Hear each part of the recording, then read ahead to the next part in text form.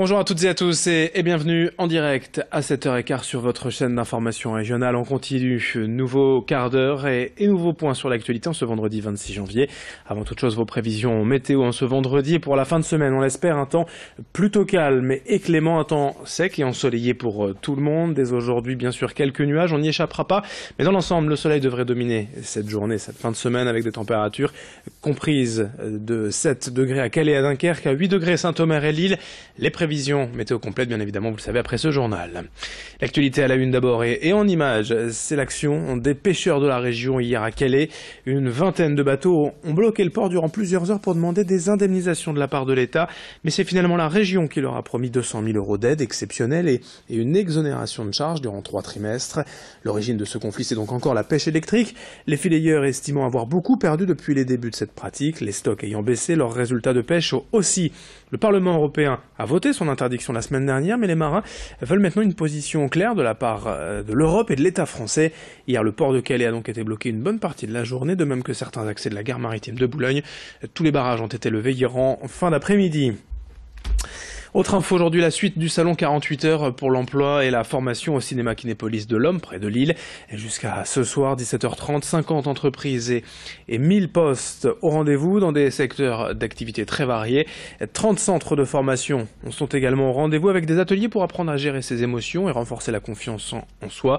Explication sur place au micro d'Idil Gunay. Le concept du salon, c'est de s'adresser à tous, que ce soit les personnes en recherche d'emploi, les adultes en reconversion professionnelle, mais aussi les étudiants qui recherchent un stage ou une alternance. Autour de nous, on a 47 stands avec plus de 50 entreprises. Il y a quelques centres de formation. Les secteurs les plus représentés, c'est l'immobilier, la banque assurance, la sécurité défense, la grande distribution, l'énergie, la maintenance industrielle. On a vraiment essayé de faire très très large. Une fois qu'on a préparé son CV, ses lettres de motivation, l'entrée est libre et gratuite pour tous. C'est facilement accessible en transport en commun et en voiture et c'est ouvert de 9h30 à 17h30 sans interruption. Toute la journée encore donc à Kinépolis à l'Homme pour ce salon 48 heures pour l'emploi et la formation et n'oubliez pas bien sûr votre CV. Et dans ce journal également, un thème récurrent dans l'actualité, surtout dans les zones rurales, les fermetures de bureaux de poste. De nombreuses villes et villages ont été confrontés à ce processus depuis plusieurs années, mais certains tentent de résister et se mobilisent contre la fin annoncée de leurs guichets ouverts au public. C'est le cas actuellement à La Gorgue, commune de 5000 habitants entre Hasbrook et Lille. Ces dernières années, les horaires d'ouverture ont d'abord diminué progressivement, se réduisant aujourd'hui à 14 heures par semaine. Désormais, la Poste envisage de fermer définitivement ce bureau en expliquant qu'une autre agence se trouve dans la ville voisine d'Éther, à moins de 3 km. Une situation toutefois que n'accepte pas le maire de La Gorgue, Philippe Mailleux, rencontré par Joël Warneau. Je suis parfaitement conscient que la Poste doit s'adapter, que la Poste perd 10 à 12% de courriers par an, mais les services de proximité, les retraits d'argent, les différentes opérations, les envois, les retraits de colis doivent se poursuivre. J'insiste sur la banque postale. La banque postale, oui, elle doit justement donner un service bancaire aux habitants de la Gorgue. Et un distributeur automatique de billets doit être présent. Il y a une évolution, certes, mais que déjà les horaires soient respectés d'une façon définitive. En bref, quelques infos. Un étudiant lillois d'HEI de 22 ans a agressé d'un coup de couteau mercredi soir alors qu'il surprenait 2 individus qui tentaient de s'introduire dans un bâtiment de la Cato à Lille. Les 2 agresseurs présumés ont pris la fuite. Ce jeune étudiant victime a lui été hospitalisé mais il est hors de danger. Note également d'importants retards sur la ligne TGV vers Paris hier matin. Vers 6 heures, une personne est morte heurtée par un train à destination du sud, aux environs de l'Équin. Les 240 passagers de ce train Ouigo sont donc restés coincés dans leur wagon plusieurs heures. Le trafic a repris 5 heures plus tard, le temps de l'intervention de la police et des pompiers.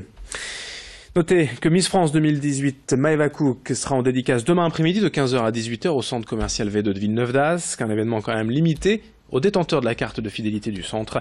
Miss France qui était également l'invitée de Céline Huret hier après-midi sur ce même plateau, une interview à revoir sur nos pages Facebook. Quelques images à présent sur le littoral des travaux à l'heure actuelle de rénovation de la Grand Place de Montreuil-sur-Mer. Le chantier a démarré il y a 10 jours avec une première phase jusqu'aux vacances de Pâques, mi-avril. La seconde phase des travaux étant prévue en 2019. Concrètement, le front ouest de la place est refait à neuf. Des modifications de circulation ne manqueront pas d'entraîner quelques difficultés. Pour autant, les commerces restent ouverts. Et qu'en pensent-ils, bien sûr, ces commerçants? On écoute cette responsable de l'établissement Le Bistrot au micro de Louis Caillé. En premier lieu, j'appréhendais un petit peu par rapport à la fréquentation de mon établissement. Je me suis dit que ça allait être un frein et en fin de compte, non. Les gens ont eu quelques jours d'adaptation. Bon là voilà, c'est le début des travaux, donc on verra. Il y aura encore la route qui va être bloquée pendant 4 jours là prochainement pour installer le réseau eau. Donc on verra, ce sera encore une autre étape. Mais non, franchement, pour l'instant, ça n'a pas d'impact sur la fréquentation de mon établissement.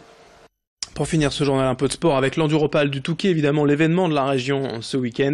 Dès aujourd'hui avec l'Enduro Vintage sur place, les installations sont déjà prêtes, notamment le village partenaire près de la ligne d'arrivée où l'on retrouve Vincent Vieillard et Alexis Tessier.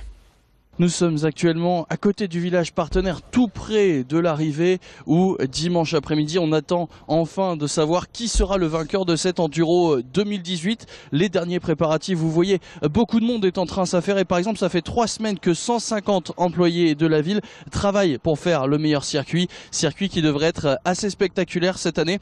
Et puis on pense aussi évidemment à tous les staffs des motards qui sont en train d'arriver, en train de s'installer, puisque la première course, vous le savez, c'est ce vendredi après-midi avec l'Enduro Vintage, 2 sessions d'une demi-heure pour ces motos de toute cylindrée, mais réservées aux motos datant d'avant les années 90. Et dans la ville, l'ambiance, elle aussi, est en train de monter. Ce jeudi, c'était le dernier jour pour les livraisons.